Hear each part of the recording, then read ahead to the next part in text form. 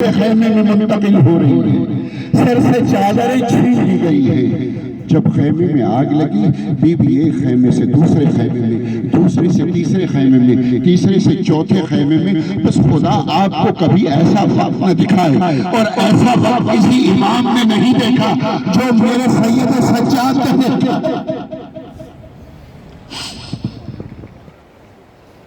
کہ سجاد کے خیمے میں جناب زینب عالیہ آئی ہیں اور آ کر کے بیمار امام کا کاندھا ہلایا، سجاد آنکھیں کھولو، آنکھیں کھولو، ہم نے تم سے ایک شریعت کا مسئلہ پوچھنا ہے،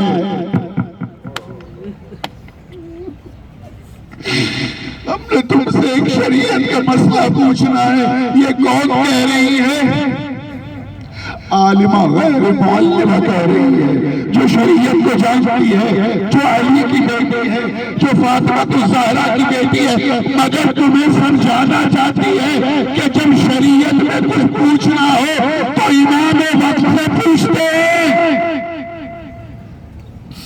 کہا امام ہمیں بتائیے، خیمے جل چکے ہیں، سر پہ غلا نہیں ہے، اب بتائیے کہ خیموں میں جل کے مر جائیں یا بغیر چادر کے باہر؟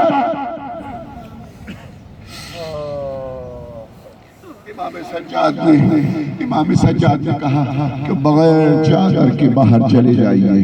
بس یہ بچے، یہ خواتین بغیر چادر کے باہر آ رہی ہیں۔ حمید ابن مسلم کہتا ہے، زیادہ وقت نہیں لوں گا آپ کا،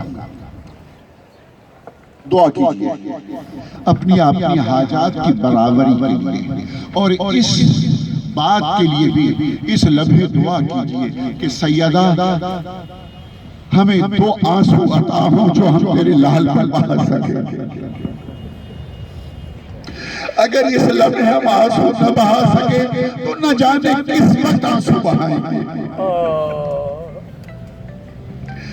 اس سے بڑی مصیبت کی گھڑی آل بیت پر کبھی نہیں گزری۔ حمید ابن مسلم کہتا ہے، میں نے دیکھا کہ ایک بچی خیمے سے نکلی ہے جس کی عمر 4 برس ہے، دامن میں آگ لگی ہوئی ہے، کانوں سے خون بہہ رہا ہے اور وہ مقتل کی طرف چل رہی ہے اور کہہ رہی ہے چچا عباس مدد کو آئیے، چچا عباس مدد کو آئیے، یہ کہتے ہوئے مقتل کی جانب بڑھ رہی ہے۔ میں نے دیکھا کہ بچی کے دامن میں آگ لگی ہوئی ہے، کان زخمی ہیں، میرے دل میں رحم آیا، دشمن کی فوج کا سپاہی ہے، اس بچی پہ اتنا ظلم تو ہوا کہ اس کے دل میں بھی اس کے لیے رحم پیدا ہوا۔ کہتا ہے میں نے قدم تیز بڑھائے تاکہ اس بچی کے پاس پہنچوں، اس بچی کے پاس پہنچوں، اس کے دامن کی آگ کو بجھا۔ میں نے قدم تیز بڑھائے، اس بچی نے مجھے دیکھا اور اس نے دوڑنا شروع کر دیا کہ کوئی میرے پیچھے آ رہا ہے۔ وہ بچی جیسے جیسے تیز قدم بڑھاتی تھی، دوڑتی تھی، دامن کی آگ بلند ہوتی تھی۔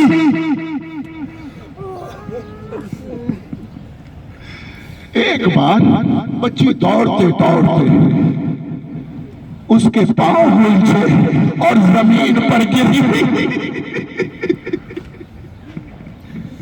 جب زمین پر گری تو میں اس بچی کے قریب گیا، میں نے ہاتھ بڑھائے، چاہا کہ اس بچی کے دامن کی آگ بجھا دوں۔ جیسے ہی میں نے ہاتھ بڑھائے تو اس بچی نے ننھے ہاتھ جوڑ کر کے ایک جملہ کہا، اے شیخ مجھے ہاتھ نہ لگانا، میں فاطمہ الزہرا کی بیٹی ہوں۔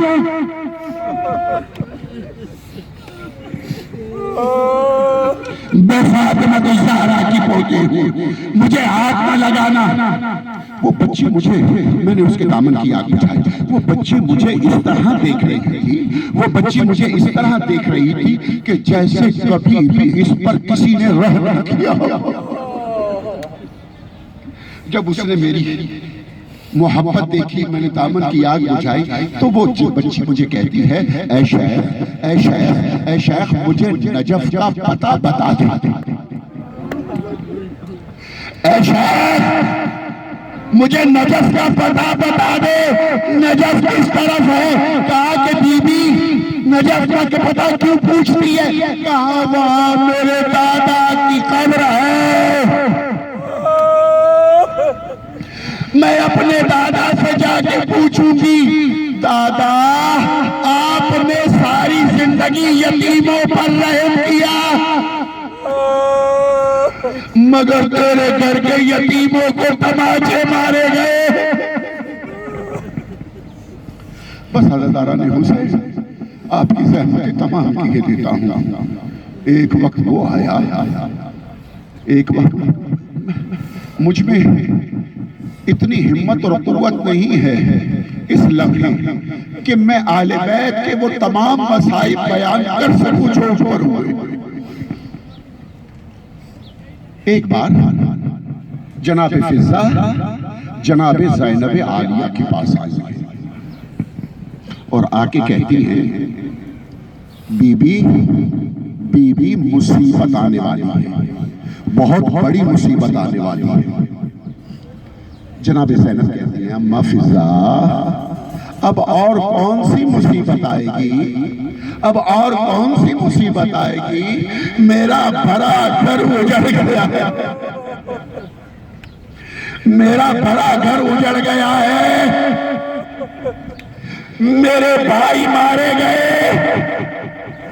میرے بھتیجے مارے گئے، میرا اکبر مارا گیا، میرا حسین مارا گیا، اب اس سے بڑی اور کیا مصیبت آئے گی؟ کہا کہ بی بی اس سے بڑی ایک مصیبت اور آ رہی ہے کہ گھوڑوں کی نال بندی کی جا رہی ہے کہ لاشِ حسین پر گھوڑوں کو دوڑایا جائے، لاشِ حسین پر گھوڑوں کو دوڑایا جائے۔ ایک بار بی بی گھبرا گئی اور اٹھ کر کے منظر دیکھتی ہیں کہ 10 گھوڑ سوار ہیں جو نال بندی کر رہے ہیں اور وہ آگے بڑھے۔ بس آخری جملے قبلہ بھی تشریف لا چکے ہیں، آخری جملے جیسے اس گھوڑے آگے بڑھے رک گئے۔ ایک بار بی بی نے جناب فضہ سے کہا اماں فضہ یہ گھوڑے کیوں رک گئے ہیں؟ کہا کہ بی بی حبیب ابن مظاہر کا قبیلہ آیا ہے، وہ کہتا ہے کہ حبیب تمہارا باغی تھا، حکومت کا مخالف تھا، تم نے قتل کر دیا، ہم نے کچھ نہیں کہا، مگر یہ ہمارے قبیلے کا سردار ہے، ہم یہ کبھی پسند نہیں کریں گے کہ اس کا لاشا گھوڑوں کی ٹاپوں میں پامال کیا جائے، ہم ہو کا لاشا پامال نہیں ہونے دیں گے۔ کہا گیا ہو کا لاشا اٹھا لو، ہو کا لاشا اٹھا لیا گیا، گھوڑے پھر آگے بڑھے اور پھر رک گئے۔ بی بی نے کہا اماں فضہ اب یہ گھوڑے کیوں رکے ہیں؟ کہا کہ بی بی ہور کا قبیلہ آیا ہے اور وہ ہور کا لاشا اٹھا کے لے گیا ہے، اس وجہ سے گھوڑے رکے ہیں۔ بس گھوڑے چلتے ہیں رکتے ہیں، لاشیں اٹھتے ہیں، بس گھوڑے چلتے ہیں رکتے ہیں، لاشیں اٹھتے ہیں۔ اب گھوڑوں نے چلنا شروع کیا، رکتے نہیں ہیں۔ ایک بار زینب نے کہا اماں فضہ اب گھوڑے جا رہے ہیں، رک کیوں نہیں رہے؟ کہا کہ بی بی اب کوئی لاشا مقتل میں نہیں رہا سوائے تیرے بھائی کے لاشوں کے، سوائے تیرے بھائی کے کوئی لاشا نہیں رہا، ہر کوئی اپنے اپنے قبیلے والوں کا لاشا اٹھا کے لے گیا۔ زینب تیرا قبیلہ ختم ہو گیا، تیرا خاندان ختم ہو گیا، کوئی نہیں جو لاشا حسین کو بچ سیال الذین ظلموا منکلفن ینقلب